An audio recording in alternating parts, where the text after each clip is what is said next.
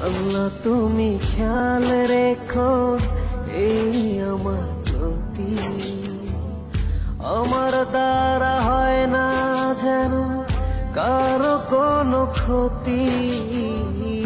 আল্লাহ তুমি খেয়াল রেখো এই আমার প্রতি, আমার দ্বারা হয় না যেন কারো কোনো ক্ষতি। করতে পারি শুধু যেন তোমারই ইবাদত, তোমার পাপিয়ে বান্দাকে করো রহমত। আল্লাহ তুমি আল্লাহু আকবার, আল্লাহু আকবার, এই রবি সব আমার। আল্লাহ আল্লাহু আকবার, আল্লাহু আকবার,